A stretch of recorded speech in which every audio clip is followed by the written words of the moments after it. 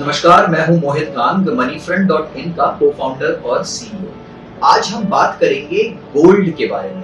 Gold के बारे में मैं क्या नया बता सकता हूं, आप लोगों को सभी को पता है, सबके घर में कहीं ना कहीं किसी तरह से सोना है, चाहे वो जेवरात में हो, चाहे वो अंगूठियों में हो, नेकलेस में हो या किसी और फॉर्म में हो।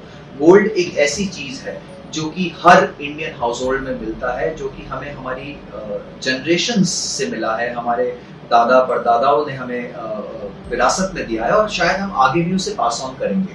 तो ऐसा क्या क्या अलग है गोल्ड के बारे में कि इसकी वैल्यू कभी खत्म ही नहीं होती है। देखिए, जब दुनिया शुरू हुई थी बहुत बहुत पुराने समय में, हजारों साल पहले, तब अगर मुझे कोई चीज खरीदनी होती थी तो एक बार्टर सिस्टम था। मैं आपको राइस देता, आप मुझे उसके जगह में गेहूं देते, धान देते या कुछ और हमारा जो काम होता हम उसको एक्सचेंज करते। बट ये तरीका बहुत ही कॉम्प्लेक्स तरीका था और ये इतना आसान नहीं था। हमेशा किसी भी गुड्स को इतनी आसानी से आदान प्रदान नहीं कर सकते। तो दुनिया ने एक सोल्यूशन निकाला कि चलिए किसी एक टोकन को आदान प्रदान किया जाए, कोई मेटल हो जो कि सब मानते हो, चाहे वो ब्रॉन्ज का बना हो, तांबे का हो, चांदी का हो या किसी और चीज का हो।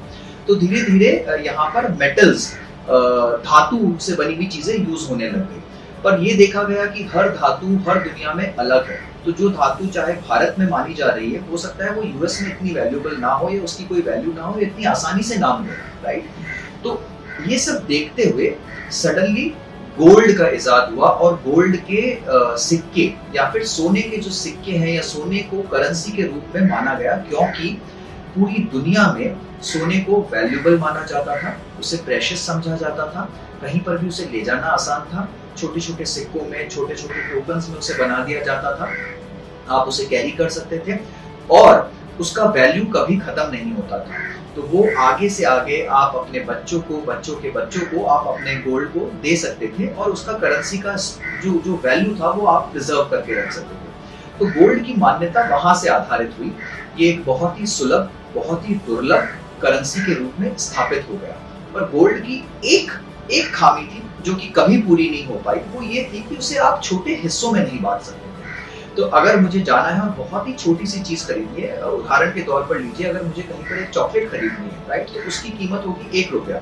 अब मैं 1 रुपए के बराबर का गोल्ड नहीं दे सकता किसी को, राइट। तो वहां पर इसका एक लिमिटेशन आ जाता है। उसीलिए शायद फिएट करेंसी का या फिर जो रुपए जिसे हम बोलते हैं, डॉलर हो गया, रुपया हो गया, उसका इजाद हुआ, उसका इन्वेंशन हुआ इस दुनिया में। और इसलिए क्योंकि फिएट करेंसी को आप छोटे हिस्सों में बांट सकते हैं, उसे ट्रांसफर करना बहुत आसान है।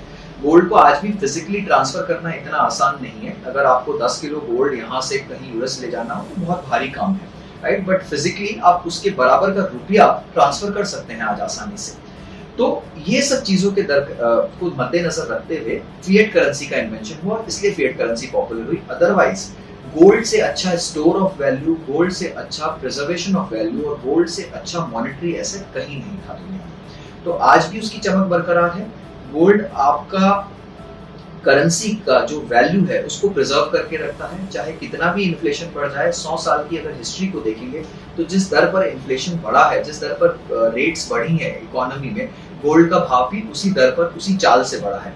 तो इसका मतलब कि आपका जो 100 रुपया गोल्ड में आज से 100 साल पहले डाला हुआ था, वो आज भी 100 रुपए के बराबर का वैल्यू रखता है, उसका वैल्यू खत्म नहीं हुआ है और ये आगे भी 100 साल तक स्थापित रहेगा, ट्रू रहेगा। तो gold as a preserver of your value बहुत ही अच्छा टूल है। अब इसमें इन्वेस्ट करने के तरीके क्या है? आप इतना ज्वेलरी, इतना फिजिकल गोल्ड नहीं खरीद सकते, उसको आपको स्टोर करना पड़ता है, उसका इन्वेंटरी कॉस्ट है, लॉकर में रखेंगे, उसके ऊपर टैक्सेस देंगे। ये एक आसान प्रक्रिया नहीं है।